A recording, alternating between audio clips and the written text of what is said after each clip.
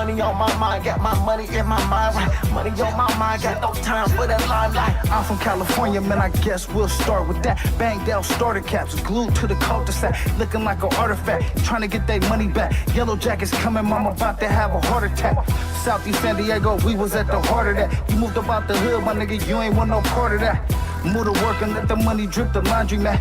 I pray to God the homie get his little daughter back. So many problems and it's not even a part of rap. So many suckers and they hating and they copycat. And life is bigger than these bitches that you hollered at. And if you bleed it out, I better get $3 back. And all I'm giving is the facts. Pay attention to the stats and never making mention of the jacks.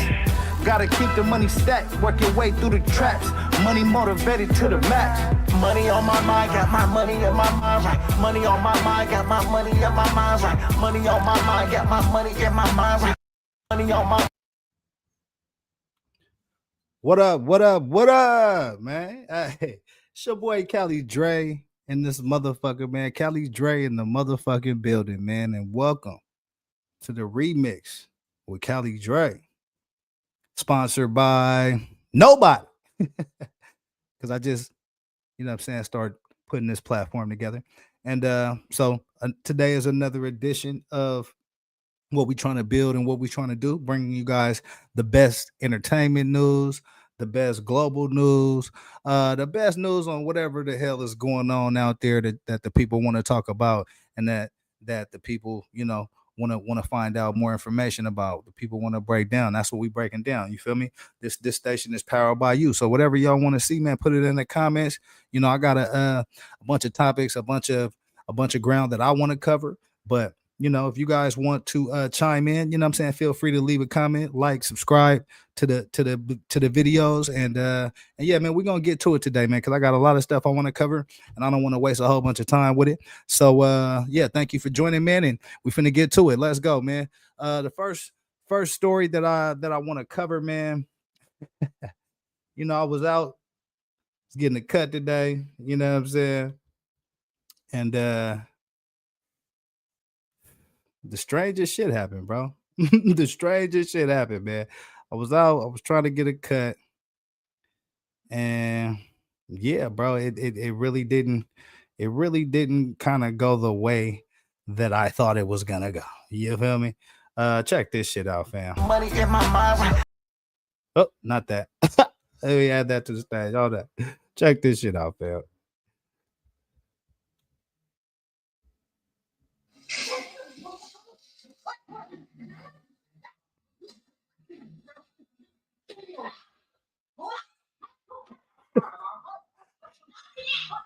He's getting to it. They getting to it.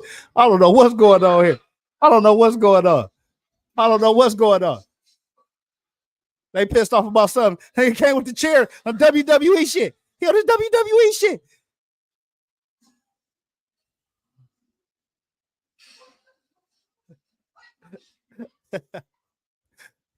I don't know what's going on, man. I was just in there trying to get a cut. You know what I'm saying?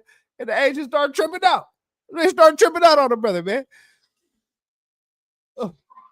WWE style. Taking it back to the Shaolin, the Wu-Tang. They on that Wu-Tang shit right now, man. Look, she trying to stop the whole shit.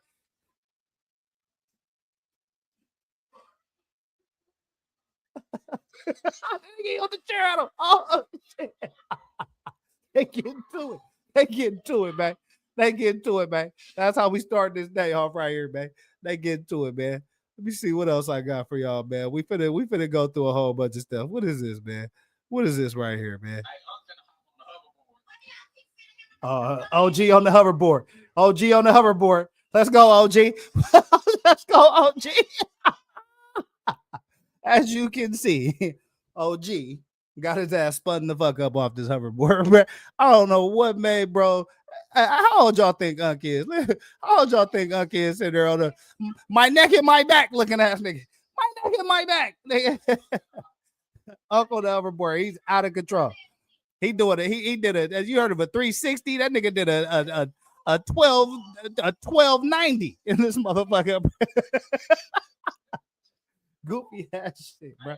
Goofy ass shit, bro. What else we got here, man? Let's see what else we got. I'm just sitting there fucking around, man. What we got going on, man? What else did I want to show y'all? What else did I want to show y'all, man?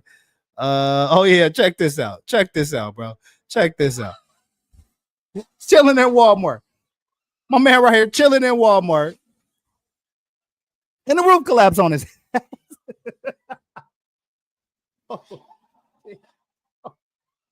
Now that's fucked up. Hey, this is a major lawsuit, bruh. This is a major. Listen, bruh. Nigga sitting in Walmart trying to get you some drawers, trying to get you some socks. You know what I'm saying? Looking at TVs, Christmas time coming. Bruh. That's some bullshit. Now that's some bullshit right there, bro. That's some bullshit. We see what else we got up here, man. We see what else we got, man. What else did I want to show y'all today, man? What else did I want to show y'all? What we got here? Oh, check this out. Check this dude out right here, man. Check this dude out. Blind skater. I don't know if he's really blind. Y'all tell me. Oh. Look, I done messed it up. Here, let me add him back to the stage. Hold on. Oh, let me run it back. Let me run it back. Let me run it back. Blind skater. Here we go. X Games. He on his X Games shit. Shit.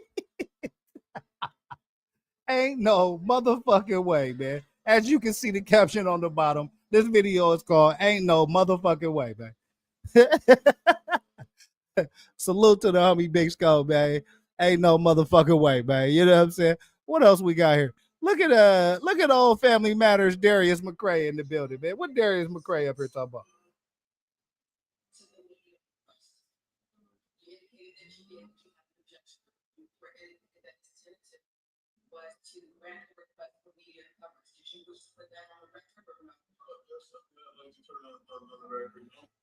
Why why this nigga Darius McCray sound like he just woke the fuck up? This nigga's on trial for I don't even know what this whole shit is about. I just seen this ugly ass picture of Darius McCray, man, from Family Matters, man. Salute to Family Matters, man. One of the best shows back in the 90s, man. You know what I'm saying? Used to come on and keep us entertained. But this brother right here, man, he's had a roller coaster ever since that show has ended, man. I think he was dabbling with some porn stars or yeah, you know, he this guy is living in an eccentric type of lifestyle. You know what I'm saying? Let's see what old Darius talk about, man. Only because I have the children than my 18-year-old son, which this matter is involving. Okay, but only relates to the media request. Oh, I just wanted to make sure that my other children weren't in the media if I mention their names or if it comes up in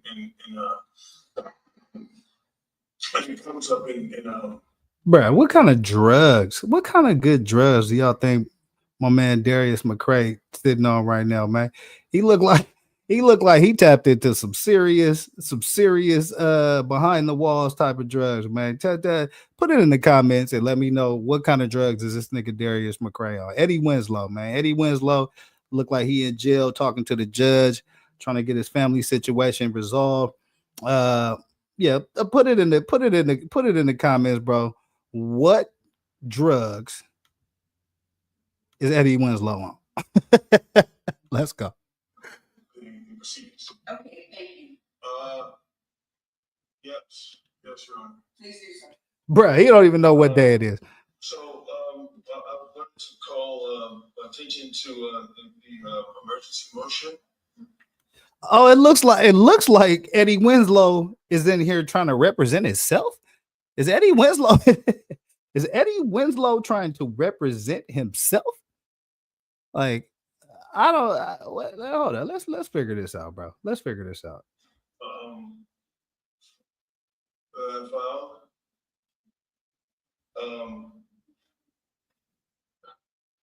Based on the fact that the 15th district has completely continued to violate all of my rights, my 14th Amendment, my right to due process is constantly trampled. Okay. I figured out why, because under due process clause of the 14th Amendment, personal judgment is void. Okay. Rendered by the court, which has no jurisdiction over the defendant.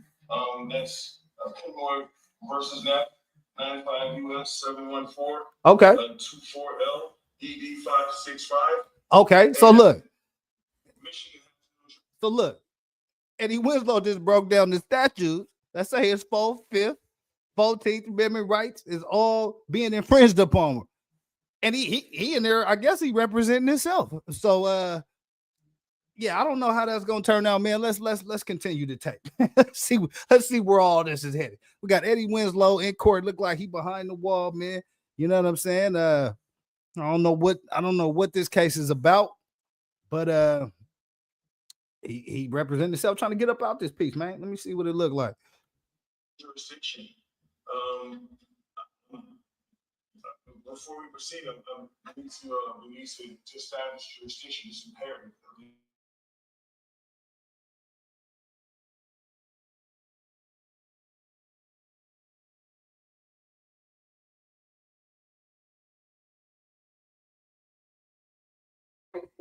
Especially appearing for Darius McCurry.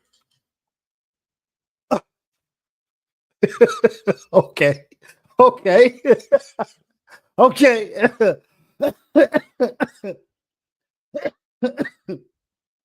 Okay. So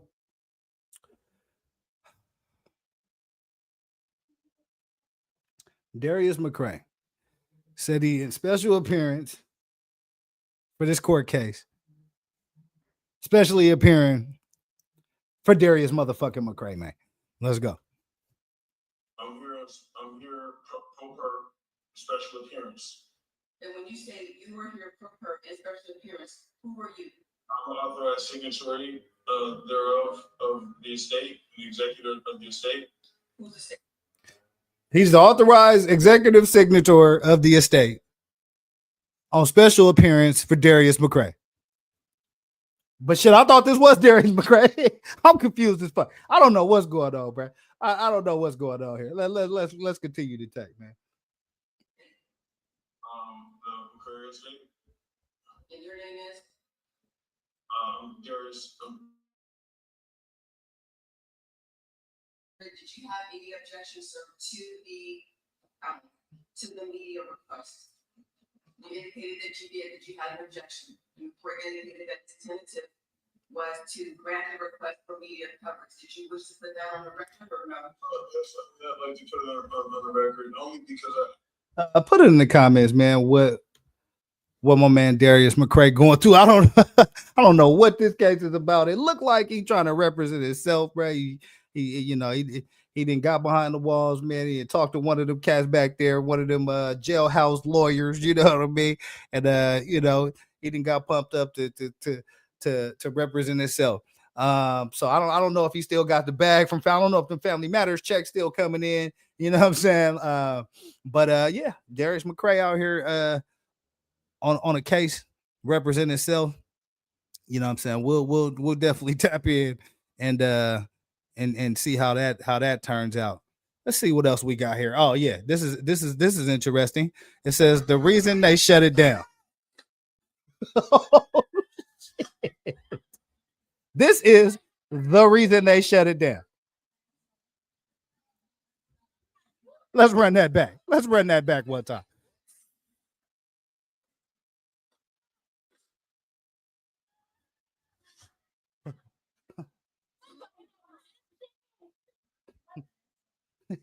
It sounds like Nay missed it. It sounds like Nay was the one that was sliding down out of control down this big slide. I don't even know what this is, man. Why they would put this next to some stairs. You know what I'm saying? I'm pretty sure some people gonna be tumbling down that motherfucker for sure. Let's see what else we got here, man. Check this out. This is a crazy video right here, man. This is a crazy video. Check this out. High flying car crash. Whoa.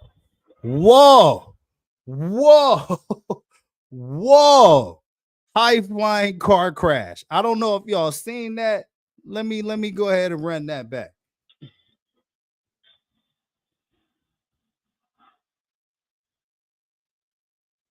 Looks like it's a car crash coming So these lights right here, I don't know. I don't know. Let me know if y'all can see these lights right here, man. Let me know if y'all can see these lights, right? These lights right here. This is a car. On some Back to the Future type shit. Like, this is crazy, bro. Bro, let me know if that's AI in the comments, man. If anybody know if this is AI or not, let me know, because this is out of control. If there was an accident like this, bro, RIP to whoever is in this motherfucker here, bro, because they in the upper room right now, bro. They're it's a wrap. It's a wrap. It's yellow tape around these motherfuckers if this is real, bro. Let me know in the comments if this is real. Crazy. He had to been going like 160. High flying car crash. Mercedes-Benz catapults through traffic. Bruh. That looked like the DeLorean, nigga, from Back to the Future. You know what I'm saying? That motherfucker flying like the DeLorean, man. This shit crazy as a bitch, bro. That's out of control. RIP to them people, man. Missy Elliott did a special concert in the streets, man. She did one of the hits that she got. I Can't Stand the Rain joint. Y'all let me know how she did, man. Oh shit, look, Missy Elliott. She now we out here dancing in the rain. Yo, Missy.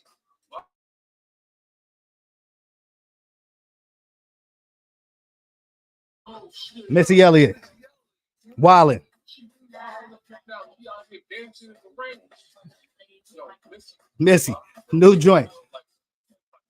Let me know what y'all think. Oh shit, look.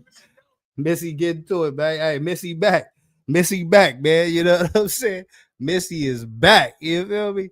What else we got up here, man? What else did I want to tap in with up here, man? Here, let's go. Let's do this. Let's go over to this YouTube, man. There's a couple of stories that I wanted to cover on this YouTube, man. And let me see how we're gonna do this here. Let me stop this share. But yeah, man, there's some wild stuff going on, man. Get the likes up, get the comments up, you know what I'm saying? Get the subscribes up. I appreciate everybody for tapping in, man. I'm gonna take y'all through a few more stories here. Let me see what we got here. All right, bet. Okay. What do we got over here? Okay, in Hartford, Connecticut, man, there was a shop with a cop event. And well, let's just find out what happened at this shop with the cop event in Hartford. Let's go. Theft at a Walmart in Washington County during a police charity event called Shop with a Cop. 12 News' Kendall Keys reports on how Hartford officers were forced to quickly pivot. Surveillance photos from a Hartford Walmart December 3rd show a woman walking out of the store with a cart overflowing with more than $600 worth of toys, decor, and clothes. One problem, police say she never paid. Straight past the checkout and putting it out into her car. Hartford Police Chief Scott McFarland says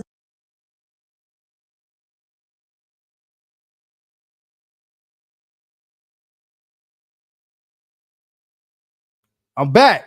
You know what I'm saying? Look, this lady had a shop with a cop event, man. And she felt like this was the time for her to get that 5-finger discount. You know what I'm saying? She felt like this was the time for her to get the sticky fingers and walk some shit up out the bag, man. Start putting shit in the cart, nigga. Walk smooth past the register, didn't tell nobody, ain't talk to nobody, ain't paid nobody. And she out to the parking lot, man.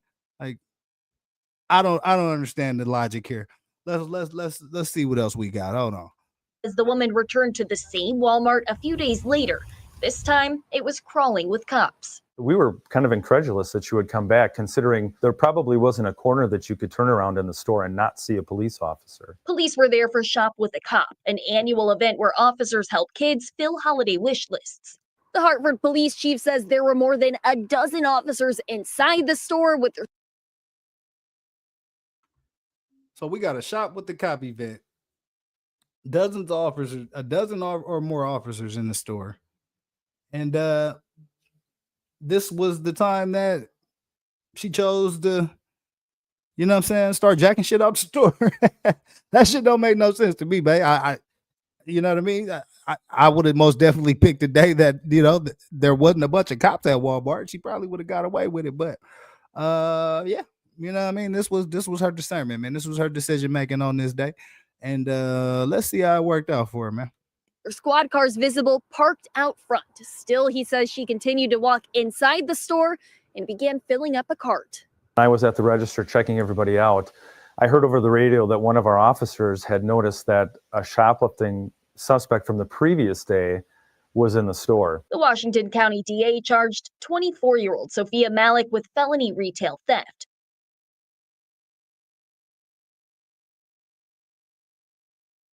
Look at this cart she got. That motherfucker is filled to the brim, bro. I hope that is not all of the shit that she stole from Walmart, bro. How in the fuck did she think that she was gonna get away with all that free stuff, bro? That is a full bath. She got a blender, a coffee maker, a George Foreman grill on top of that motherfucker, bro. I see some what is that? She got some Bed Bath and Beyond products, nigga. Some she got soaps and deodorants, all kind of shit. Bruh, like this was the bag that she decided. I mean, this is the cart that she walked out with, and she didn't think nobody was gonna notice, bro. Like that is out of control, bro. Lady, you are way fucking out of pocket for this, man. Let's go. It's who McFarland says officers recognized from these surveillance images. She had filled the cart again and was ready to push it out. The chief says officers arrested her out of the view of the kids, finding Hold up, bro. Hold up, bro. So not only did she fill the cart up once, nah, bro. Bro said she went back and tried to fill that motherfucker up one more time. Hold that. She had filled the cart again and was ready to push it out. The chief says officers arrested her out of the view of the kids, finding $900 worth of stolen toys in her car. The criminal complaint says $900 worth of stolen goods in her car. Unfucking believable, bro. Listen, bro. Hartford police, y'all need to go ahead and do what y'all got to do, bro. Go ahead and rough her up a little bit, throw her against the car a little bit. You know what I'm saying? Yeah, this was a dumbass mistake. You need to pay, man. Yeah, you know what I mean? Get them handcuffs extra tight while you locking her ass up. You know what I'm saying? But let her be the last one to make her motherfucking phone call at the end of the night, because this is some bullshit. Like, what gives you the audacity to want to go to a shop with a cop event for some kids, and then that's where you want to pull the lick at? Unfucking believe. Look at all this shit in this cart, bro. Look at all this shit in this cart, bro. Like, and then they say she tried to go back for a second round. So not only was she about to get loose with all this merchandise right here, man. You know what I'm saying? I see some baby diapers. I see all kind of shit, man. Baby stroller. She got all kind of shit in here, bro. So not only was she gonna try to get busy with this, you know what I'm saying, she was gonna try to wiggle up out of there with this, man. She went back and filled that motherfucker up again, and and was trying to get back through the door with some more shit, man. Sue McFarland says officers recognized from these surveillance images. She had filled the cart again and was ready to push it out. The chief says officers arrested her out of the view of the kids, finding $900 worth of stolen toys in her car. The criminal complaint says she told detectives she would have shoplifted again, but changed her mind after seeing the police presence in the Walmart toy section. It was a win-win for us, and somebody lost in all of it, but it certainly wasn't the kids that we were able and families that we were able to help that day. Reporting in Hartford, Kendall Keys, WISN 12 News. No, that's a good thing, man, that the kids wasn't harmed and you know, the kids weren't taken advantage of. But lady, your ass going to jail for $900 worth of Walmart shit. I hope it was worth it, man, because that's the dumbest crime that you could ever commit, really, with a shot at a shop with a cop event. You know what I'm saying? Like, that shit is out of control right there, man. That makes absolutely no sense right there. What else I got for y'all today, man? Let's get back to it, man. It's a lot of goofy ass shit going on in the world, man. and we're gonna be right here to tap in and capture all that shit, bro. Let's see what else we got here. What else did I want to show y'all? Yeah, get the likes up, man. Get the comments up. Oh, check this out, man. So I guess a little while back, Adam 22 and Munchie B gets into it. You know what I mean? So let's get to it, man. Let's get to it. Do you think that this podcast is not being held back by your alcohol issues? No. You said, hold on. You said, bro, I'm not betting you anything. And stop fucking touching me. that's what I'm saying. Stop.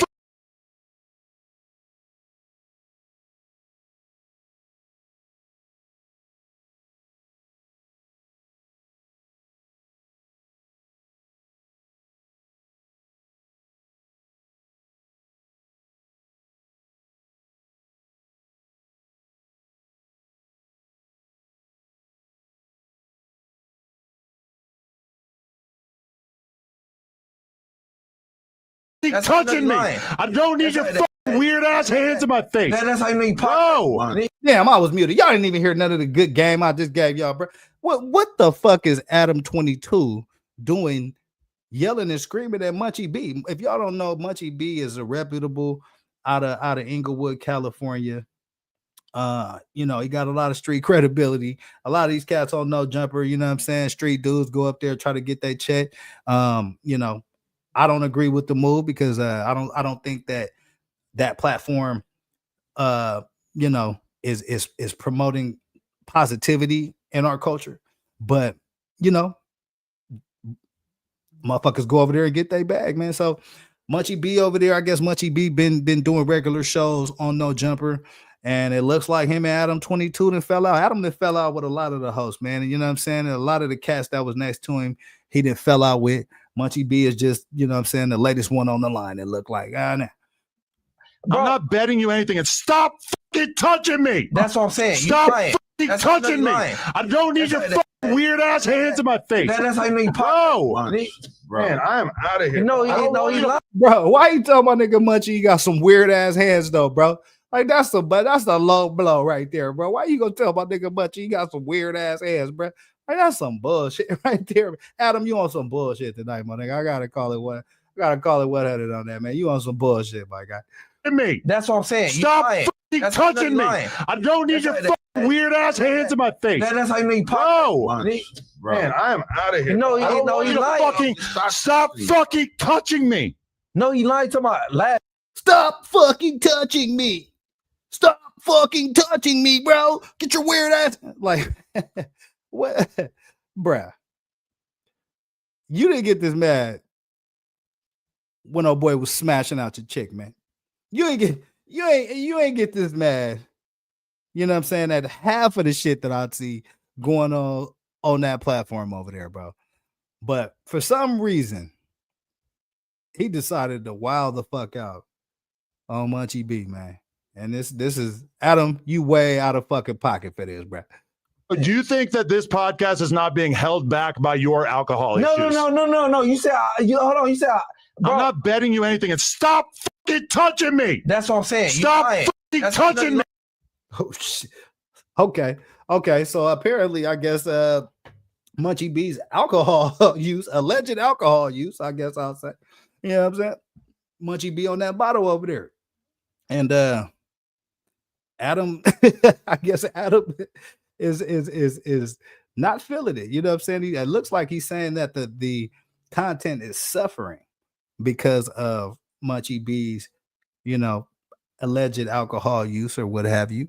I mean, but he, you know, you the boss, man. You the one that's been putting these dudes up there. You the ones that's giving them platforms, and then you go wild out on camera. That's why a little bit of this look like some publicity stunt type shit, bro. Because again, I mean, in real life, you know, I highly doubt that Adam 22 would have this posture and this position, you know, on a cat like Munchie B. And you know, y'all can go look up Munchie B and what he about. But you know, he you know, seemed like a cool dude. He handling the situation the best he can. As Adam is you know what I'm saying, wilding out on him over you know, I guess his alcohol habits and what have you, and how that relates to their content. But I just thought this was a wild ass video, man, that was circulating, and I wanted to bring it to y'all. So let's continue.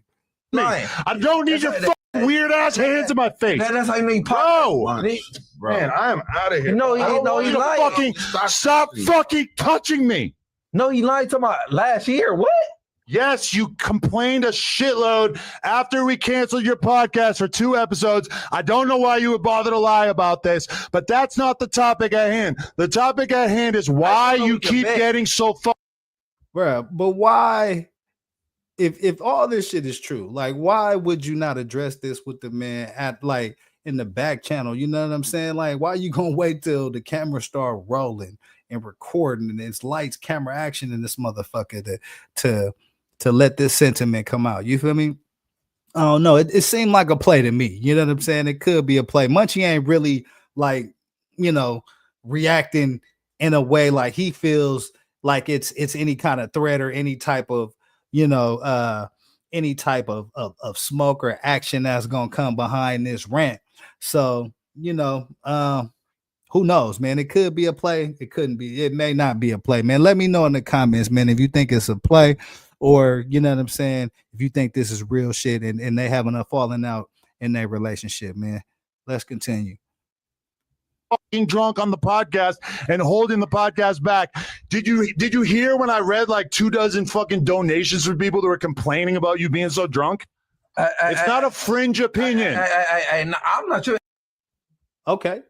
Well, I mean, Adam is saying, there's fans and subscribers and people that support that platform that's complaining about, Munchie B being drunk on the content. So, it sounds like some no jumper internal politics, man. I just thought it was interesting, but let me go ahead and finish running this and we can get to the next story, man. We all believe in you as a podcaster. We all think you have a shitload of potential. But as long as you keep showing up drunk, it's like this thing you're doing right here. This is what's holding you back. You saying, hey, hold up. I don't want to fucking bet. Shut the fuck up with that shit. Whoa, shit. Whoa. See, that's the part right there where I'm like, I know, hey, listen. It's starting to get a little heated, you know what I'm saying? The temperature is definitely up in this motherfucking no jumper, you know what I'm saying? Recording studio that they in right here, man. You know what I mean? But yeah, it look like it's going up, man. I don't want to fucking bet. Shut the fuck up with that shit. And then you shut the fuck up, bro. I don't want. Wow. And yeah. That was crazy, man. I don't know. They could be falling out, you know what I'm saying? You never really know with these dudes, man. Sometimes it be a play, sometimes it just be like, most of the time it be a motherfucking play. I'm gonna be honest with you, bro. Most of the time when they do this goofy ass shit, it be a play. But you never know, man. Put it in the comments. Let me know what y'all think. You know what I'm saying? I appreciate y'all tapping in. What else? Where we want to go next, man? Where do I want to go next with this whole thing, man? Check this out, man. Let's check this story out right here. So it says mom crashes into car of burglars that targeted her home. What's going on with this story right here, man? A mother's desperate attempt to stop burglars at her home caught on camera. I see the guys and I was in panic. I was in shock, and I hit their car unintentionally. She was on the phone with her mom, who was inside watching her 3 young kids when all of a sudden, my mom is screaming. My kids are in the house. She's screaming like, I don't know how, like crazy. The mom, who asked to conceal her identity due to safety concerns, raced home from getting coffee. So panicked, she rammed the parked sedan that turned out to be the getaway car. Wow. Picture that, bro. So picture, you know what I'm saying, you out doing some Christmas shopping, you know what I mean, fucking around, wiggling around in the streets, man, and you get a call from the house. I say, Motherfuckers trying to break in. Yo, this situation happened to me before, bro. You know what I'm saying? When I was I say about 10, 15 years ago, man, I was out, you know what I'm saying, parlaying at my relative spot, you know, and I definitely remember this very vividly, right? So I'm on my way home, you know, pull up to the spot. I didn't leave no lights on at the time. It's nighttime. But like through the glare of the headlights, man, I just happened to notice a figure on my porch, right? So I stopped the car in the middle of the street, jump out, you know what I'm saying? Walk up to the porch, and as I'm walking up to the porch, it's a motherfucker with a hoodie on walking down my porch. And so, you know, I proceeded to follow this dude for a few steps down the porch, and then ended up turning him around so I could get a good look at him and see what was going on. And it ended up being like one of my neighbors, bro. The nigga stayed down the street, man. I ended up having to beat the brakes off that fool. You know what I'm saying? You know, whooped on him real good, man. Put them elbows and timbos on him. You know what I'm saying? 2-piece, no biscuits, all that, man. You know what I'm saying? And then, you know, he ended up kind of breaking. Actually, I kicked him down the hill. We had it was like a hill on my porch. Kicked him down the hill. He go tumbling down the hill. He break off. You know, I actually ended up going to jail that night, man, because you know, after he broke out, you know what I'm saying? You know, allegedly, you know what I mean, when the police arrested me, I had a weapon in pursuit. And so, you know, I mean, shit, I don't, you know, nigga had to go ahead and handle that up. But you know, once all the details came out, man, and you know, once everything kind of cleared up, you know, they let the doors open for your boy, and I got up out of there, man, because they you know figured out that old boy was trying to break into my spot, man. The gate on my house was, you could tell it had been, like, I had a latch on the gate and it had been pulled back, and so, like, you know, you could tell that it was a kind of an obvious situation there. But yeah, bro, that you know, I've been in this situation before, man, and it's a definitely a eye opener and a shocking one to be in if you ever find yourself in that situation, man. You know what I'm saying? Got to keep your head on the swivel out here, man. You know what I'm saying? And make sure that you stay on top of yours. You feel me? What's going through your mind? Like, I don't know. In my mind, I thought they kill my family. 2 burglars take off running. Moments later, a third man believed to be the driver emerges from the right side of the car and takes off too. The collision so intense, the driver's side door jammed closed. Her G-Wagon damaged too. Video shows LAPD. G-Wagon damaged. Oh man. Look at the hole. Look at the dent in the side of this motherfucker right here, bro. She smashed right up into that bad boy, and she wrecked her G-Wagon in the process, man. But I mean, hey, that's what you gotta do, man. Shit, motherfuckers trying to break in your crib, man. You gotta get back and do what you gotta do when you gotta do what you gotta do, man. You know what I mean? Two. Video shows LAPD collecting evidence, including handheld radios that appear to be monitoring police activity. As for this frantic, these brothers had some handheld radios and scanners, man. They was tapped into the police frequency, man, making sure that all their I's was dotted and T's was crossed, but they didn't anticipate this woman Supermaning back to the spot and running that shit the fuck over, bro. Mother, she's got one parting message for the men who terrorized her family. Next time, I'm gonna kill them. Don't come back. Yeah, don't come back to my house. Dana Griffin, NBC News. Hey, I feel you, mommy. I feel you. You know what I'm saying? Hey, motherfuckers pull up on that bullshit, man. You got to get to it sometime, man. And that's the most unfortunate part of our life, right? Nobody really want to be in that situation, man. But it's a lot of fuckery going on out here. There's a lot of bullshit going on, man. And so, you know, you got to keep your head on the swivel, man. If you stay ready, you ain't got to get ready, man. That's what Sugar Free told me a long time ago, man. Salute to Sugar Free for that, man, because that's good game that stay with me and stick with me always. You feel me? But yeah, man, that was a very unfortunate situation right there, man. I want to get to a couple more stories, man, before I get up out of here. Let me see what we got here. I'm gonna tap in on this story. So this story just happened recently, man. It was a shoplifting suspect that actually ended up pulling a gun on the police at the precinct, bro. How in the fuck He got this strap in here, bro. Tonight, an officer tells us shoplifting suspects, 2 of them, that they are not going to jail, but minutes later, police say one of them pulls a gun and tries to shoot. Canton police released the body camera video of this incident, and Kristen Moran shares with us how this unfolded. 5550. Watch as body camera video shows 21-year-old Shane Newman. So look, he reaching for that motherfucker already, bro.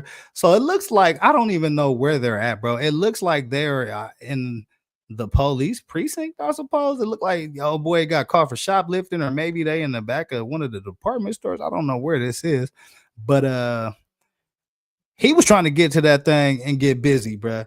And if you look at this video real closely, man, I don't know why this would be a police station. He'd have somebody there with him, or he'd have that, have the weapon. So I'm assuming that they're still in the location where it all took place. And I guess when the police showed up to the Walmart, us in the Walmart. So when the police showed up to the Walmart, that's when all this took place, man. That's when all this unfolded. 550. Watch as body camera video shows 21-year-old Shane Newman reach for a gun and aim at a Canton police officer. Oh, wow. Oh, wow. Oh, wow. Oh, wow. He pulled it out and clicked it. He pulled it out and blinked it. You know what I'm saying? He tried to get one off in the Walmart at the one times, bro. Like, this white boy crazy as fuck. Nigga, hold up. Let me double back. Let me double back on this for y'all, bro. Let me double back on this for y'all one time, man. This unfolded. 5550. Watch as body camera video shows 21-year-old Shane Newman reach for a gun and aim at a Canton police officer. Hey, no. Canton. Wow, bro, he blinked off twice. So he blinked off twice. You know what I'm saying? And I guess the gun jammed, or maybe I don't know what was going on, but he wasn't able to fire that motherfucker, man. But he had intentions to, most definitely. You could tell by how he looking, right? Look at his face right there. He got bad intentions written all over his motherfucking face right there. And so I don't know if the girl knew he had the blick on him or what, but yeah, this could have been, you know what I'm saying, an RIP type of situation, man. Canton police officer. Hey, no. Canton police say this unfolded Thursday afternoon inside the Walmart on Atlantic Boulevard. Body camera video shows an officer and a Walmart loss prevention employee escorting Newman and 23-year-old Katarina Jeffrey into the store's loss prevention office after they were suspected of shoplifting. Why do we have to go? Because that's what it is. As the officer began.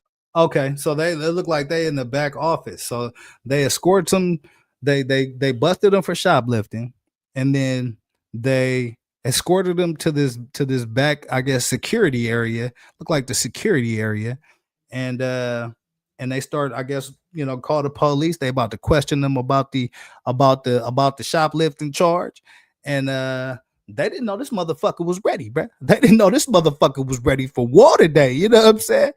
Real shit. Begins asking questions. He pats down Newman. You got anything on you I need to know about? Why'd your hand in your pockets? It's my phone. Look, pat you down real. I think the officer already knew. He asked him, why you got your hand in your pockets, bro? So he already walked in on that type of time. You could look at his face, man, and look in his eyes and tell that, there's some things going on there from a mental health or some type or drug use type of perspective, because he looked like he ready to let that thing go for sure. You know what I'm saying? He ready to let that thing go for sure, man. Quick, all right? That's cool. Nothing on you was going to poke me, stab me? No. The officer proceeds to ask Newman and Jeffrey questions, and for a few minutes, the two sit quietly. Newman appearing visibly upset, putting his face in his hands as Jeffrey tries to comfort him. I told her not to steal, bro. You didn't steal. But moments later, Newman suddenly reaches for a gun and points it directly at the officer. Where the fuck did he pull that gun from? Did he pull it out that little pouch that he got up under his arm? Is that where he pulled the gun? Where did he pull that gun from? It looked like he pulled it from that side pouch he got. Yeah, he'd see right there. He digging in that side pouch right there. If you can see, he digging in whatever that is that was attached to his arm. He digging in that mud. He digging in that little gun pouch, and Newman he suddenly trying to let reaches that for a thing go. gun and points it directly at the officer. The man in the white shirt tackles Newman as the officer draws his weapon. After a brief struggle, Whooping Newman this is motherfucker. They whooping this motherfucking ass as they should, bro. As they should. Like this right here could have been tragic, bro. Like this could have been a motherfucking tragedy right here, man, on some real shit.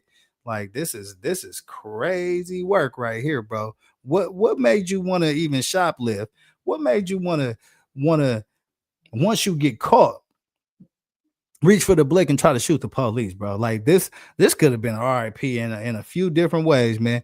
You know what I'm saying? They just let the white boy back there. Ain't searching, ain't patted his pockets, ain't none of that shit, bro. Had it been my black ass, you know what I'm saying, I would have got the full Monty. You know what I'm saying? Please believe, bro, my black ass would not even have been able to have that gun back there, man. They'd have had the full Monty, the police dogs on the nigga, you know what I'm saying? All that shit, bro. You know how this shit go, man. Black in America, you feel me?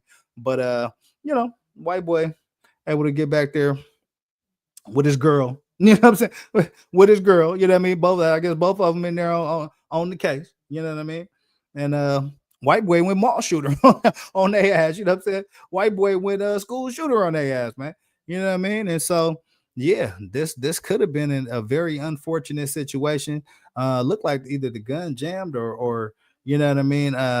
You know, for some reason he ain't able to fire that motherfucker like he trying to fire that motherfucker, which is a good thing because like I said, this could have been a way more tragic situation had that happened. You know what I mean? But yeah, once they realize he got that blick out, oh, they on his motherfucking ass, man. Elbows and timbos, 2 pieces, no biscuits, my nigga. The man in the white shirt tackles Newman as the officer draws his weapon. After a brief struggle, Newman is taken to the ground. Look at that mean, he gave him a mean ass uppercut. Weapon. Mean ass uppercut. The man in the white shirt tackles the officer. He drew that one. Yeah, he got 2 clicks off. He got 2 clicks off. So I don't know why that gun jammed. You know what I'm saying? Thank God that it did. You feel me? But he got 2 clicks off, and it wasn't no smoke out that motherfucker, man. And so once the police realize that he's armed, all hell breaks loose in this motherfucking security office, man. The man in the white shirt tackles Newman as the officer draws his weapon. After a brief struggle, Newman is taken to the ground. Police say the gun never fired. Later in the body camera video, the officer can be heard describing what happened. I don't know if this is something. Wow. Let's go back. Let me run this back real quick. Let me run this back a little bit. They do the slow-mo right here. Look at the slow-mo. Look at his eyes. The camera video, the officer can be heard describing what. That's a motherfucker who was ready to die today. He was ready to kill and he was ready to die, bro. You know, if you gonna take this route, you should have just came in guns blazing, my guy. Like if this was the ultimate, if this was the end goal to this whole shit, bro. I mean, man, you never know, man. Motherfuckers going through a lot of mental health shit, a lot of shit, bro. I can't explain this one for the life of me, but you know, once they found that gun, they was on your boy ass, man. You know what I'm saying? Knees, elbows, uppercuts, all that shit. I thought he was gonna pistol whip his ass. I'd have pistol whipped the shit out of him just for good measure. You know what I'm saying? You don't do no shit like this, man. This could have had a real bad outcome, bro. What happened? I don't know if this is something they want BCI for, but I mean, there's no evidence really, but. I mean, it's attempted murder.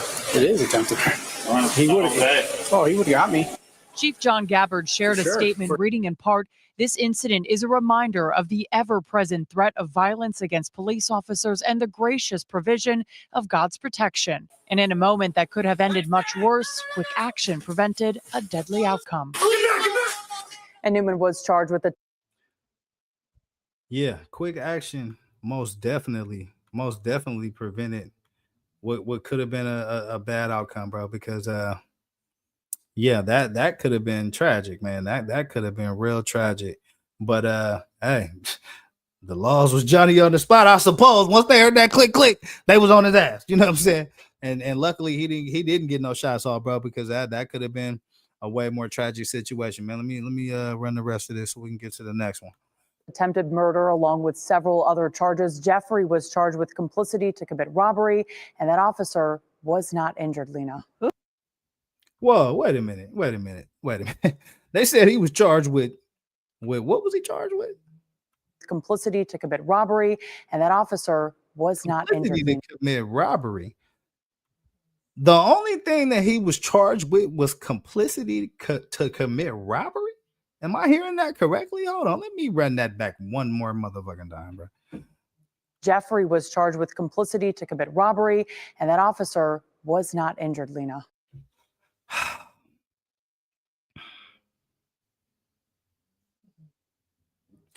Complicity to commit robbery. That's all the fuck he was charged with, bro. Listen, put it in the comments, man. If you from the hood, if you black, and you was in that same situation, put in the comments what you think would have happened to your ass, right? R.I.P. for sure. I mean, they'd have shot your ass in a heartbeat. You know what I'm saying? Had you made it out of that shooting, after they lit your ass up, had you made it out of that shit, they would have slapped some charges on your ass that was higher than the complicity to commit robbery. Complicity to commit robbery sounds to me like the girl was the ringleader in the robbery and he was just an accomplice or some shit. So I don't know. Put in the comments, man. Let me know what that complicity to commit robbery is all about. If you black, let me know if you would have got that attempted murder charge or some kind of weapons charge. In you know, in along with that complicity to commit robbery charge, because that don't make no sense to me, man. It looked like it's a little light out the gate. But you know, these are the things that, you know what I'm saying, that you know, that make you ask questions about what the justice system look like. Who is the justice system serving? How is this white boy able to get once they figured out that he was a shoplifter, once they accused him of shoplifting, how did he get back there without getting patted, without getting searched? He in there with multiple police officers. Ain't nobody patting him down. Everybody searched him, and he able to pull a blick out. Not only did he pull the blick out, he got two attempts off. You know what I'm saying? So that's two attempted M's right there, in my opinion. Right? Got the weapons charge, so there should have been at least 4 or 5 charges right there. In my count, maybe my math is off, you know what I'm saying? But to my count, it was a few more charges there, man. So I'm definitely gonna tap back in on that story, man, and you know, figure out where the fuck that's going, because yeah, we might need to call Ben Crump ass, bro, and get him to look over that, because hey, listen, that seems a little bit light for the incident that happened within that Walmart. It's a crazy video, man. So one of the guys that I guess created, I think it's Call of Duty. It was a video that he passed away and said he was driving a red Ferrari. I don't know if he was racing it, test driving it, but looked like he lost control of that motherfucker, man. And the outcome was not good.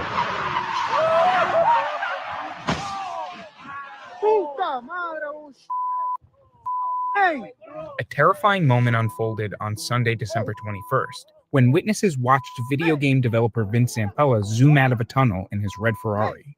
In the viral Vince Zampella, that's his name. Say he was a video game creator, Call of Duty. This is red Ferrari right here, as you can see, coming out this tunnel at a high rate of speed. And it looked like he lost control of that motherfucker and slammed into them rocks.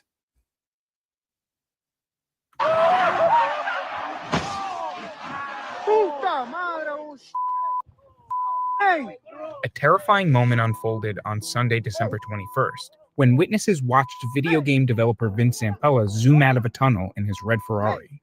In the viral video, which has been circulating online, car enthusiasts can be heard cheering with excitement on the side of the road as the bright red sports car shoots out of the tunnel and whips past them on Angeles Crest Highway, north of Los Angeles. However, the excitement quickly turns to horror when the 2026 Ferrari 296 GTS smashes into a road barrier, with clouds of smoke and dust rising around the crumpled car. As bystanders run toward the accident, the smashed Ferrari ignites, and part of the car becomes engulfed in flames. Witnesses can be seen pulling the ejected passenger seat away from the crash, with Zampella still strapped in the driver's seat. The 55-year-old gaming titan died at the scene, and the passengers succumbed to their injuries at the hospital. Zampella was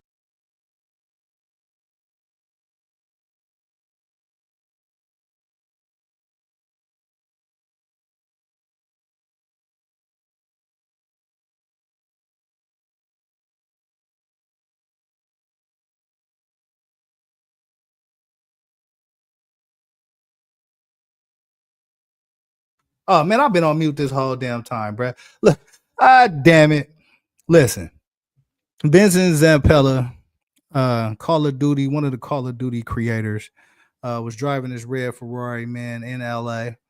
And you know, it was passengers in the car with him as well. It looks like he lost control of the vehicle, ends up crashing into this barrier. I think they blurred it out a little bit, but he ends up crashing into this rock debris area over here. And yeah, man, he ended up meeting his demise. RIP to that dude, man. Prayers to the people who were, you know, also affected by this. You know, that's a sad story right there, man. And you know, hopefully they get some kind of closure and some kind of you know, some type of healing from the loss that they endured and that they suffered. You know, that's a very, very tough story right there. I know a lot of people that play Call of Duty, you know what I mean? And so yeah, that was just one of the stories that I thought was way out there, man. But you know, RIP to them people, man. You know, RIP to him, I guess I would say, and prayers to the family as well. Another story that caught my attention out of Florida says 3 days before Christmas, Florida man shoots wife, daughter, and himself, deputies say. All right, in Polk County now, 2 people are dead and a 13-year-old critically injured after an argument over the TV ended in a murder-suicide. Sheriff Grady Judd said Jason Kinney and his wife Crystal were watching the end of an argument over the TV ended up being a murder-suicide. That's some bullshit right there. I gotta say, there shouldn't be no arguments that you know what I'm saying over the TV that lead to murder, man. That's out of pocket. a murder-suicide. Sheriff Grady Judd said Jason Kinney and his wife Crystal were watching the end of a football game when she suggested to watch something else. An argument. Oh hell no, hell no, hell no. So looks like Jason, I think that's his name, Jason, sitting at home chilling, watching the end of the game. You know what I'm saying? It's fourth quarter. You know what I mean? And his girl said she want to watch some other shit. She ain't trying to watch no football. Then all hell breaks loose. Argument started, and Crystal told her 12-year-old son to call 911. The boy went to the neighbor's home and heard a gunshot after he left. When deputies arrived, they found Crystal with a gunshot to the head and his 13-year-old stepdaughter with 2 gunshot wounds. Sheriff. Wow. So an argument over the end of a football game and wanting to turn the channel ended up in a house full of people losing their life, man. We got to do better out this motherfucker, bro. Like we got to do better. You know what I'm saying? I mean, shit, I love football. I love sports just as much as the next motherfucker, bro. But, you know, somebody suggesting that we turn the channel. That's not a reason to, not a fair reason to get to it, man, and commit a murder. You know what I'm saying? Nah, that's way out of pocket, bro. That's way out of pocket. something else. An argument started, and Crystal told her 12-year-old son to call 911. The boy went to the neighbor's home and heard a gunshot after he left. When deputies arrived, they found Crystal with a gunshot to the head and his 13-year-old stepdaughter with 2 gunshot wounds. Sheriff Judd says Mr. Kinney then went to his father's house. When he gets to the house, he immediately. So this is the motherfucker right here, bruh. This is the motherfucker right here that Florida deputies say killed his family because they wanted to turn it from the motherfucking football game. Killed his whole family because they didn't want to watch the end of the goddamn football game. Like, bruh, this shit be out of control, man. And this is why I take some of the positions and stances. If you rock with me on a lot of the other platforms that I frequent, you know what I mean? Senseless killings and things like that, bro, is something that I just don't respect. You know what I'm saying? It's a lot of action that go down that, you know, shit gonna go down the way it go down. But a lot of this shit, man, be just senseless bullshit that we can most definitely prevent and avoid and overcome with just a little bit of, you know what I'm saying, empathy and a little bit of, you know, a little bit less ego and posturing and bullshit. You know what I mean? But this is a tragedy, man, and this is something that shouldn't have happened. You know, this was definitely something that caught my attention that I wanted to bring to y'all, man. This is a sad story right here. RIP to the family and the victims in this story, man. Goes into a shed. Deputies now are tracking Jason. We set up a perimeter and start hailing for Jason to come out of this shed, which is adjacent to the home. And the deputies hear a single gunshot. When we make entrance into the shed, we find that Jason has shot himself in the forehead, and he too is deceased.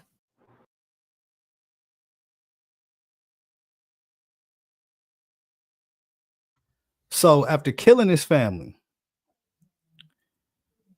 Jason turns the gun on himself and puts one square in the middle of his motherfucking forehead. This is a sad story all around, man. And you know, mental health is a real thing. And I think we all need to be aware of that, man. Look at the signs, you know what I'm saying, and seek help. You know what I mean? Seek help wherever you can, bro, because you don't want to be the next motherfucker that gets laid down for some bullshit. You know what I'm saying? That could have been prevented and easily, you know, I ain't gonna say easily, but that could have been, you know, it could have been resolved a different way, man. Deputies also discovered Jason's biological 1-year-old in the house unharmed. The 13-year-old remains critical. The other children are now with their grandparents.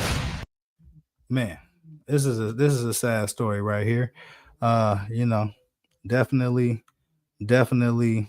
praying for the family on this one, bro, because that's a tough thing right there. Let's see, what else did I want to cover before I get up out of here, man? Let's look at this, man. Let's look at this. So there was actually it's a couple things I want to tap in with. Let's look at this, man. Let's look at this story first. Actually, hold up, gang. Get the likes up, the cash apps up, get the subscribes up, and I appreciate y'all for tapping in with me, man. So there's 2 stories I actually want to cover out of Texas. You know what I'm saying? The first story is regarding a shooting that happened in Texas, and I'm gonna let the news explain it to y'all a little bit better than I can, man. Check this out. Talk to your healthcare professional about Ozempic, like I did. Man, nobody give a fuck about no damn Ozempic. This robotic puppy is so lifeless. Oh, they stalling it me out actually now. fooled my neighbor, who's a get the likes up. veterinarian. I've Get been a the cash app grandmother up. for 50 Here we thus go. far leave more unanswered questions. We back to it. A South Oak Cliff High School football player is charged with shooting a teammate hours after winning the state championship. According to police records, that shooting happened while a rifle was being mishandled. Fox 4's Dion Anglin joins us now with more on this story. Dion. Heather, one high school athlete is seriously injured by gunfire. His teammate was arrested and now faces a felony charge. So, 2 high school athletes, man.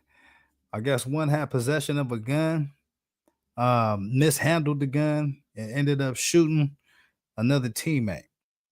This is a sad story right here, man. Out of Texas.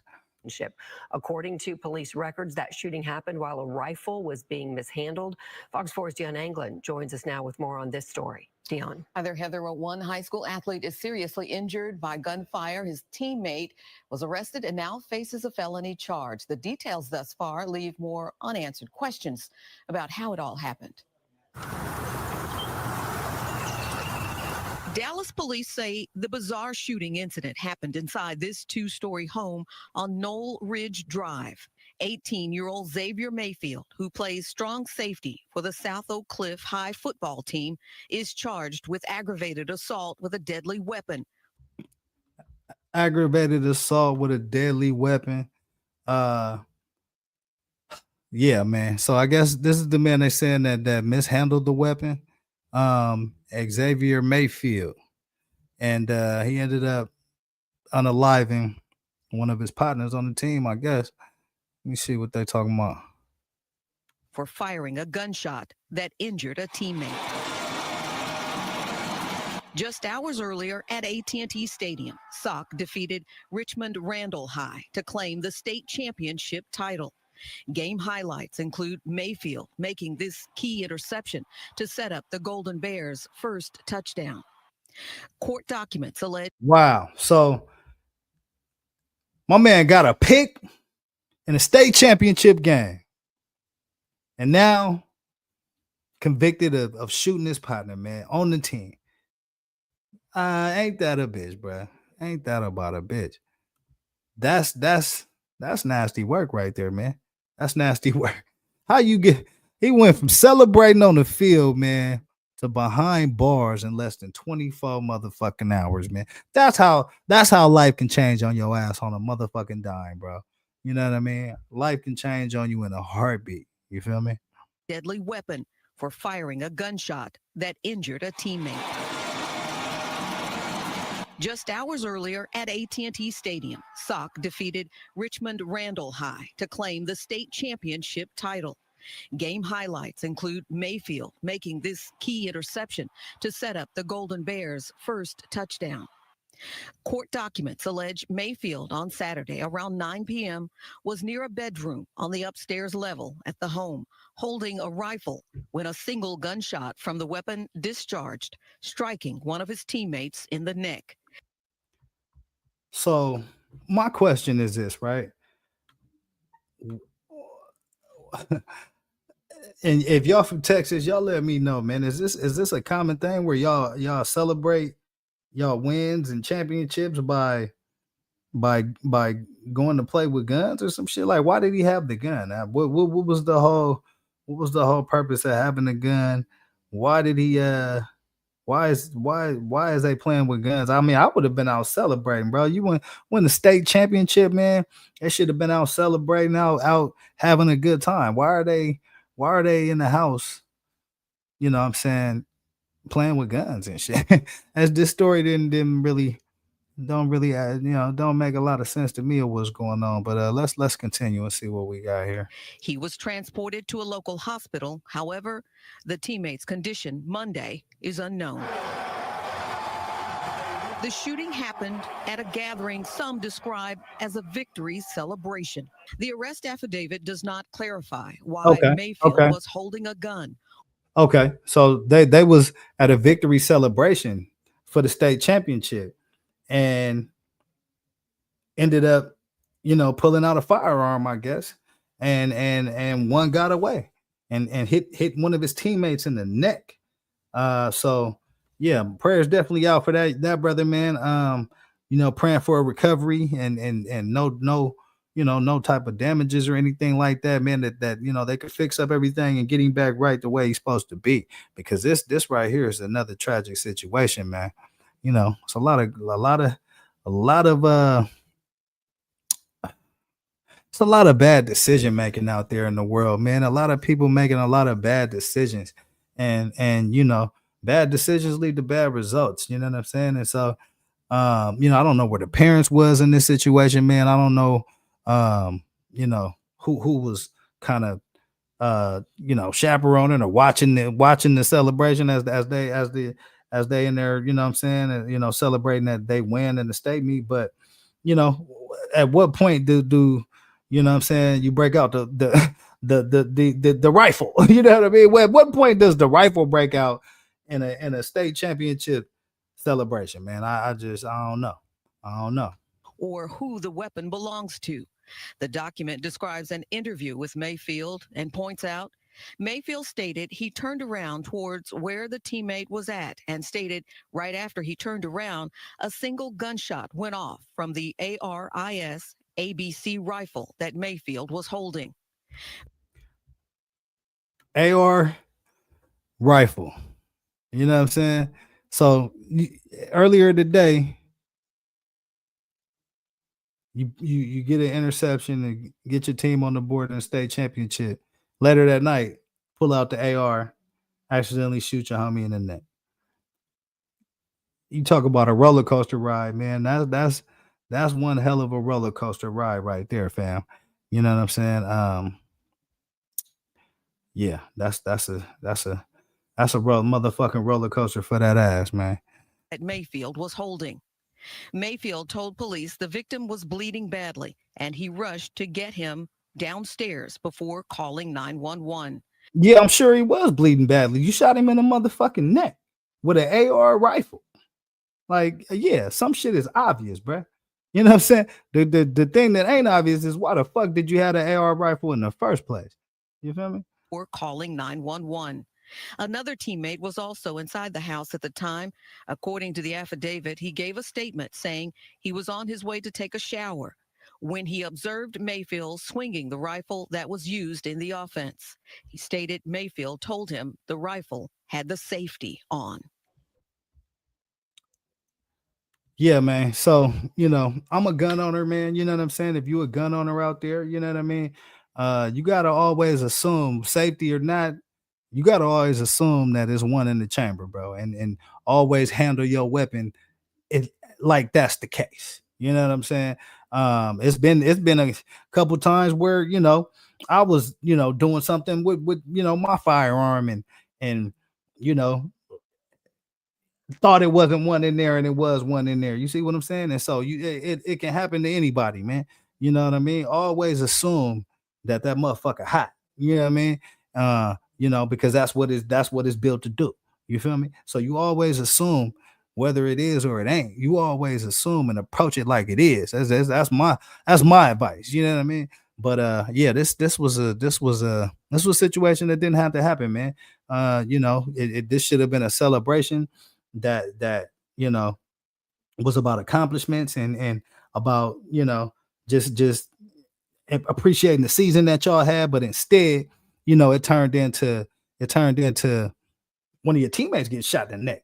You know what I mean? So just a sad story right here. And that's one of the stories that's out of Texas. Let me go ahead and finish this so we can get to the next one here. Hold up. Mayfield, after his arrest, was jailed with a bond set at $50,000. That's the very latest in the newsroom. Dion Anglin. Heather, back to you. All right. $50K bond, man. So he got a $50K bond for that. We're gonna tap back in with that most definitely. And figure out what's the next steps in that whole case, because that looks like it's gonna be a little bit before it gets resolved. It's a lot of still some unanswered questions on that situation, man. And yeah, we're gonna tap back in if it's any new updates or anything like that. There was another story that I wanted to get to out of Texas. Oh, here it goes right here. So another story out of Texas where it says A boxer, I guess a professional boxer. A professional boxer out of Texas was killed, and the police is searching for the suspect.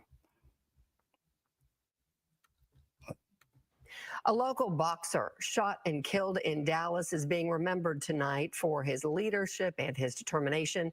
25-year-old Matt Moore was found dead at an apartment complex Sunday afternoon. Fellow boxers held a vigil to honor him.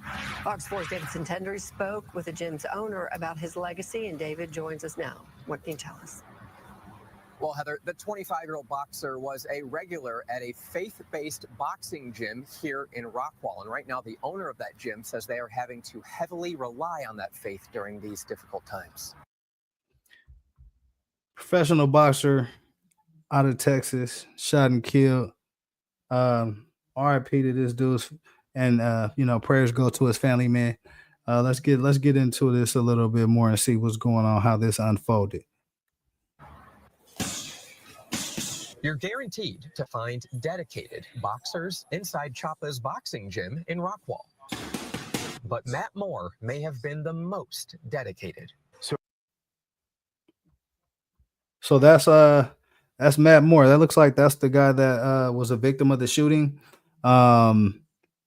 Looks like a professional boxer in the gym, getting to it, getting it right. And unfortunately, somebody ended up taking his life, man. So I've been training Matt Moore for about 3 years. He drove more than an hour each way to come here and box. And train, yes, he did. And sometimes pulling 2-a-days, coming here twice a day. Now, inside the gym, you'll only find pictures and keepsakes of Moore. To know that I have memories now and he's not here. Pete Choppa cannot believe his friend and mentee was shot and killed Sunday afternoon. Of course, you want to know what happened. You want to know why. Moore found dead around 4:15 p.m. near a stairwell of an apartment complex off South Murdo Lane in Pleasant Grove. Dallas Police Department has not publicly identified a suspect or motive. Yeah, the unknown is what's hard, right? I mean, because Matt was not somebody that ran in the circles of something like this happening. Moore. So it looks like they don't have a suspect. They don't have a motive. They just got a deceased young man. Looked like he had a promising, career as a boxer. Let me know if you're from Texas, man, in the comments. If anybody, knows this young man or his family, and send them definitely prayers up. Looked like he was, trying to do the right thing, and looks like his life was cut short. I mean, you in boxing, you training, I think the interviewee, whoever they're interviewing here, is correct in the sense of, when you boxing, man, you probably don't got a whole lot of time to be, running the streets, but you never know what's going on in a person's life too. You know what I mean? You never know what they sneaking in, what guilty pleasures they getting into, off the clock and after hours, man. So, definitely want to dig deeper into this story and figure out what's going on. Because it seems like another tragedy, man. Another young black brother lost, in a senseless fashion. It looks like. You feel me? Let's continue the video and see what else we got here. Moore leaves behind a 5-year-old daughter. His world revolved around his daughter and boxing. The 25-year-old says he leaves behind a 5-year-old daughter, man. You know what I'm saying? So, that's the other part of this tragedy, which is, it's a young lady that's grow up without her father in her life. It looks like he was definitely an inspirational type of dude, faith-based church, boxing organization. So, he definitely looked like he was, on the right track and trying to do the right things. We'll have to dig a little deeper into this story to find out if what other thing, elements were around him or what elements of things that he was into. But it's definitely a sad story right here, man. Amateur boxer hoped to turn passion into a career. We had talked about winning national championships in the amateurs and then moving on to the professional ranks and trying to win a world title. So there was no question he was going to be a professional boxer. 100%. It was just how far would he take that professional career? That is correct, yes. But ones close to Moore say as dedicated as he was to his path, he worked to help other boxers along the way. The leader that he truly was, and that he has a legacy of helping young people become better every day. Yeah, man, that's a sad story right there. And we're gonna be checking in with that story, man. We're gonna be checking in with that. It's a lot of, like I said, it's just a bunch of senseless, activities going on in the world, man, that we gotta do a better job at just, holding each other accountable, man, and lending that hand to each other, bro, so that we ain't gotta fall into a lot of this bullshit, man, because a lot of this shit is a choice, man. Everybody got problems, everybody got shit going on, but violence and trying to strong arm and take shit from people, man, like that ain't even really the way, bro. Like back in the day, like I didn't have my day of doing, various nefarious things out here, man. But as you get older, man, and you grow, you figure out like, you want to build a good routine. You want to have good people in your life, man. You want to have success. So you got to put yourself around people that's successful. You got to, you know what I'm saying? And sometimes that's difficult for people to understand, right? You think, oh yeah, no, me and my circle will get it out the mud, or me and the people that's with me, ain't nobody trying. Like, nah, man, you got to open your mouth, man. You got to get out here and get on your hustle, man, and really, try to apply what you know into helping you grow. And so, that's just the main message I would get to people, man. Everybody going through shit. Hell, if I told y'all my backstory, you know what I'm saying? Shit, you probably need a box of tissue for all the motherfuckers I done lost in life. You feel me? But at the end of the day, I'm still here kicking, pushing, chopping it up with y'all, man, trying to get them likes up, trying to get these subscribes up, you know what I'm saying? Trying to get the cash apps going, because to me, that's a more,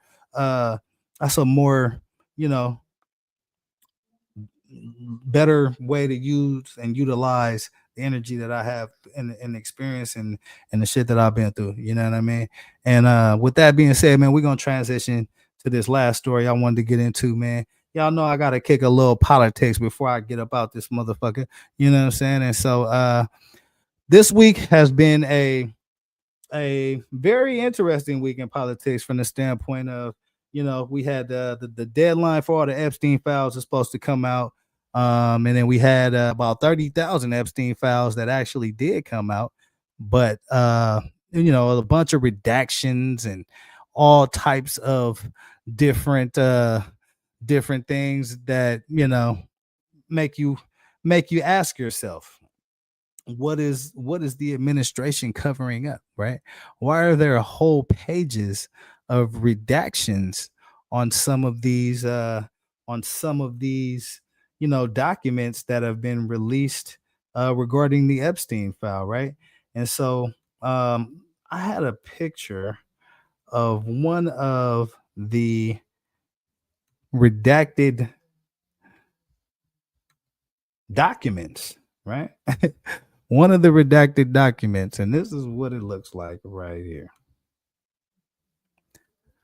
As you can see, it says President Trump is leading the most transparent administration in American history, according to Pam Bondi at the top. And then at the bottom, you can see the level of transparency that there is. Heavy redactions, pages after page after page.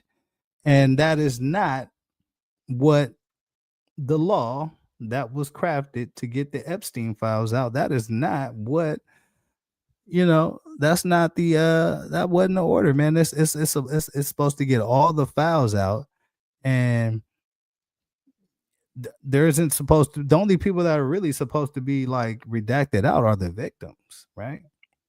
And so when you see pages and pages of redactions on a document like that, it lets you, for me at least, it forces me to ask myself, is there a cover up? What's being covered up? Why is all these redactions taking place? Like, what is the purpose of that? You know what I'm saying? And so let's get into some of the reporting on what has happened this week, as far as I forgot.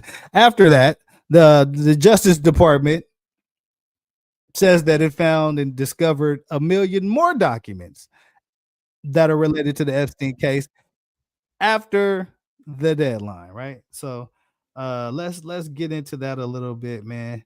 I want to stop sharing that, and then I want to give me a second here. We want to share this one. All right, let's check this story out. Let's see what we got here with all Donald Trump and these Epstein files. Let's go. We have some breaking news to share with you. The Department of Justice says it has uncovered, and I'm quoting here, 1 million more documents potentially related to the Jeffrey Epstein case. Caitlin Polance is here. Caitlin, with these documents, do we know if they're above and beyond all of the ones they already have? And if so, what that's going to mean to the release? Yeah, this is quite a Christmas news drop, Sarah. The Justice Department now revealing that they are still discovering files from Jeffrey Epstein and all of the different parts of the Justice Department that had files related to him in various investigations. In this statement, this was just out about 20 minutes ago. The Justice Department now says the Southern District of New York, so that's their prosecutor's office out of Manhattan, and the FBI have informed the Department of Justice they've uncovered over 1 million more documents potentially related to the Jeffrey Epstein case. Be damned. Be damned. 1 million more documents related to the Jeffrey Epstein case. Now, last Friday, all of the documents related to the Jeffrey Epstein case were supposed to be released by the DOJ. And so that obviously hasn't happened. And this is why a lot of people are, waving that cover up, banner, because this looks like a motherfucking cover up to me, bro. If you see all them redactions and then you look at, the inconsistency in following the law from this administration, where they're supposed to have all the documents out, 30,000 documents they released before the deadline. And then after the deadline, there's 1 million more Jeffrey Epstein related documents that come out. And where were these documents the last 6 months? Like, where were these documents, as this law was being crafted? They had full insight, as to what was required for release.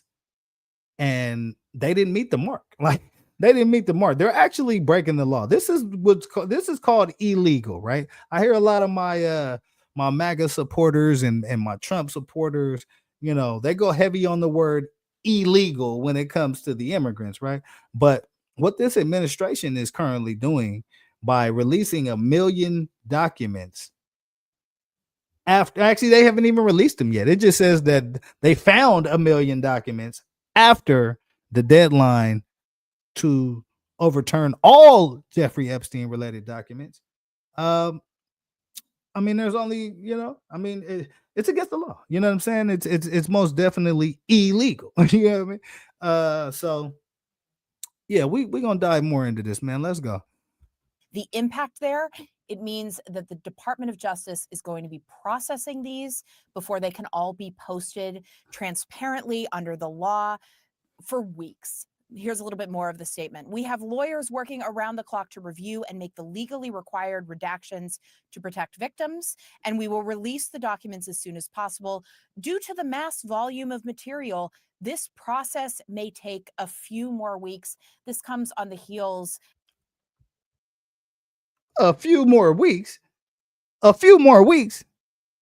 You're supposed to have the motherfucking documents out last Friday. Last Friday was supposed to be the deadline for all the Jeffrey Epstein documents. And now we're hearing about 1 million more documents, right? So let's hear a little bit more of this, man. We're gonna go to the next one. As well of yesterday, prosecutors in the Southern District of Florida, so in and around Miami, being asked to volunteer their time and jump on board the group that is already looking at these Epstein files. This email from leadership in the department said they needed volunteers. It was an emergency. They understood it was the holidays, but there are more documents than they have enough people to reviewing right now. They need more hands on deck. Sarah? This is going to.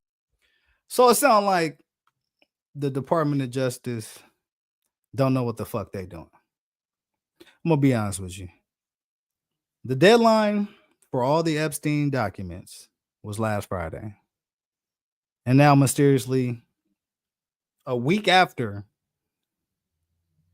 A week after the deadline, they done found a million more motherfucking documents.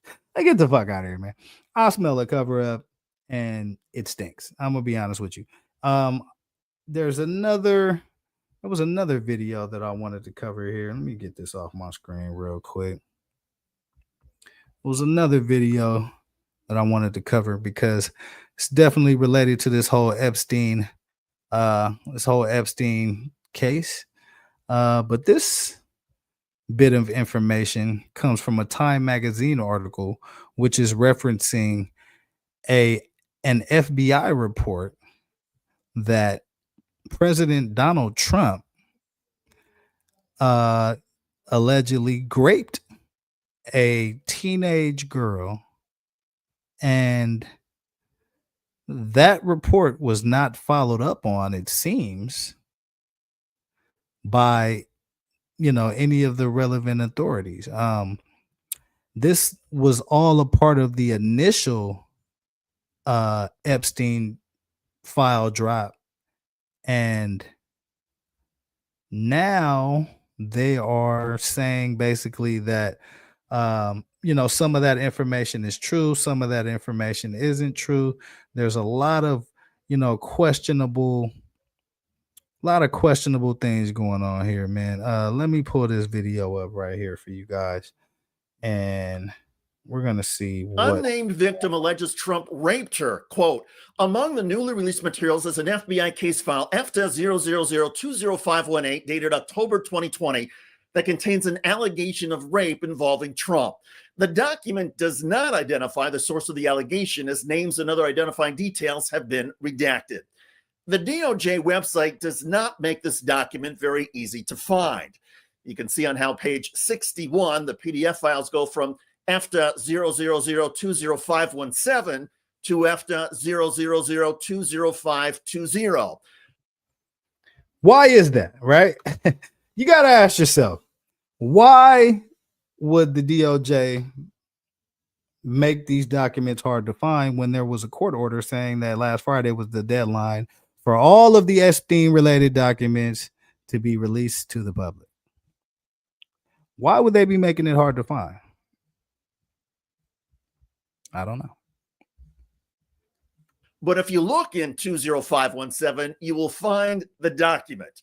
Here's more reporting on 20518. Mediate rape claim. An FBI case file from late 2020 includes a rape accusation against the president. A limo driver said he overheard a very concerning phone call Trump had in 1995 where Trump kept saying the name Jeffrey.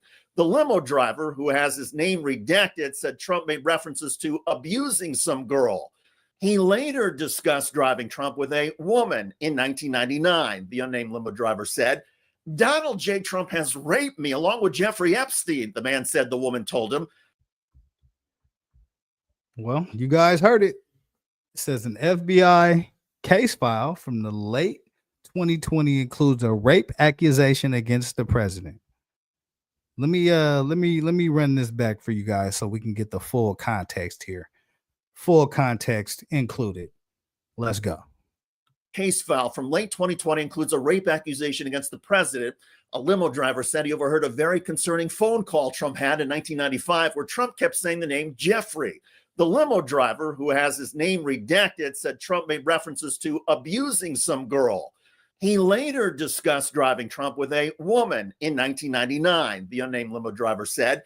Donald J. Trump has raped me along with Jeffrey Epstein, the man said, the woman told him. The limo driver said he urged the woman to tell the police, but she said she can't because they will kill me. The woman was later found with her head blown off in Oklahoma. Wow. Hold up. Whoa. Now that is a bombshell piece of information right there. So a limo driver had a conversation with a woman that said that Donald Trump raped her along with Jeffrey Epstein. And this is in the FBI reporting file. This is an FBI case file from the late 2020, right? And it includes a rape accusation against President Donald J. Trump, 47, and Jeffrey Epstein, his longtime, 2-decade long best bud. And the limo driver urged the young lady to tell the police, but she said that she couldn't tell the police because they would kill her. The woman was later found with her head blown off in Oklahoma.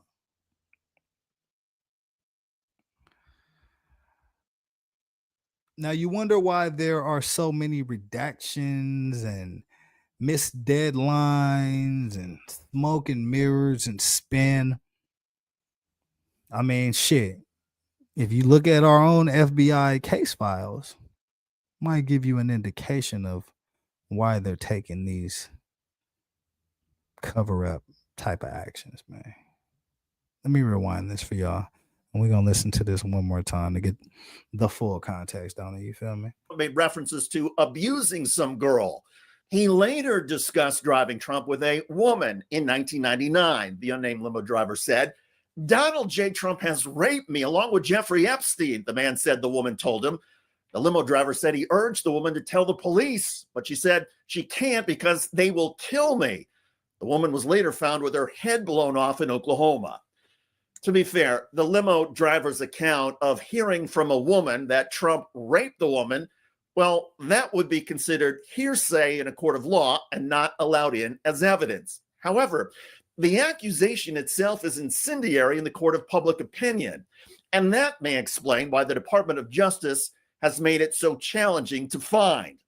The DOJ also posted this note on X saying, "Some of these documents contain untrue and sensationalist claims made against President Trump that were submitted to the FBI right before the 2020 election. To be clear, the claims are unfounded and false."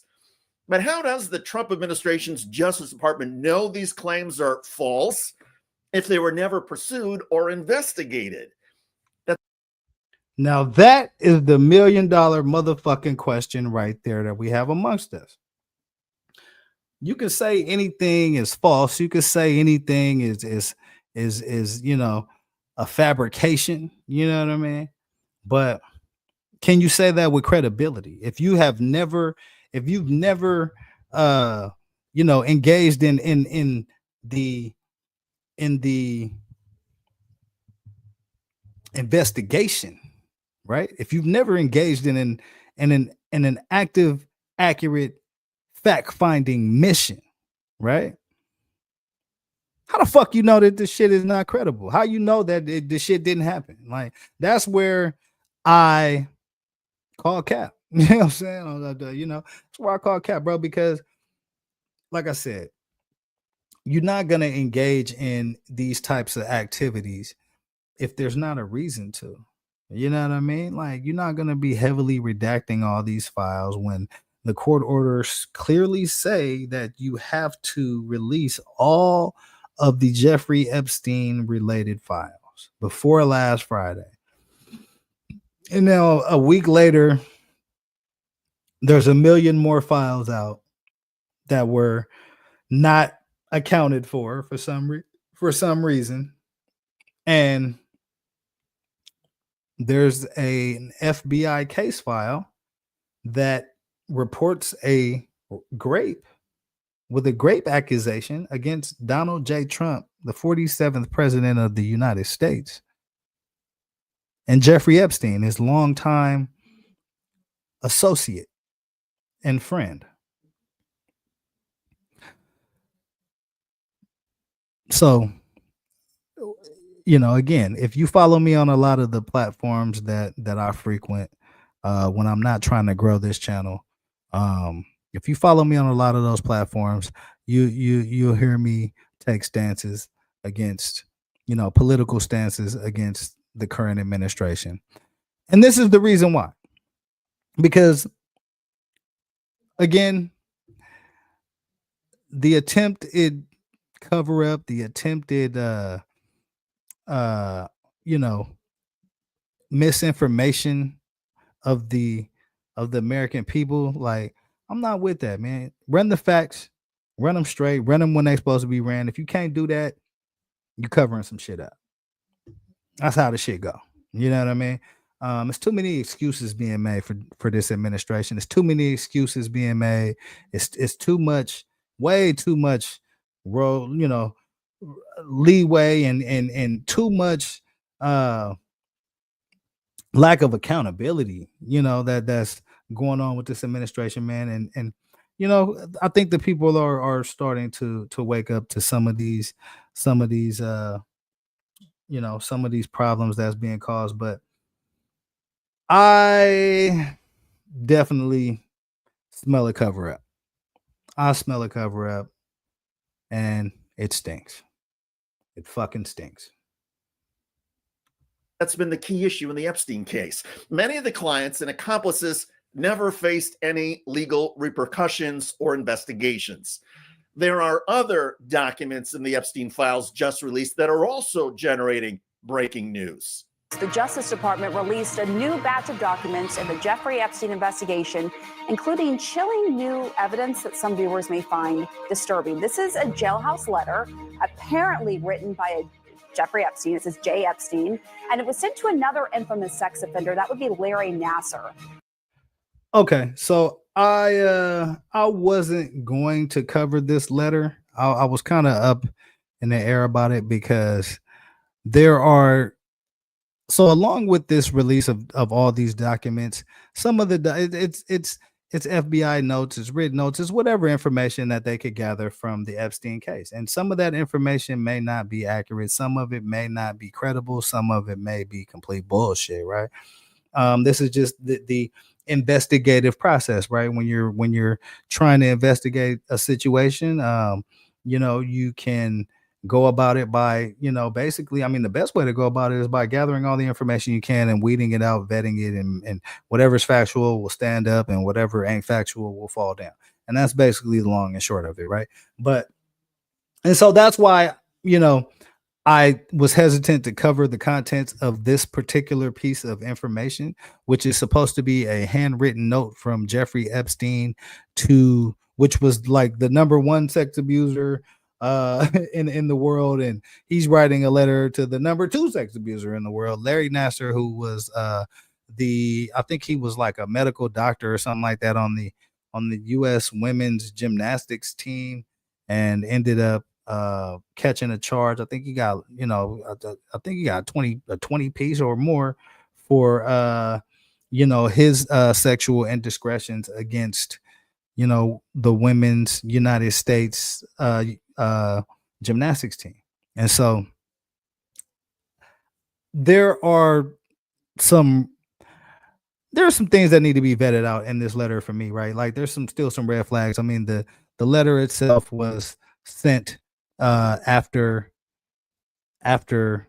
Jeffrey Epstein had passed away. I want to say 3 days or so after he had passed away.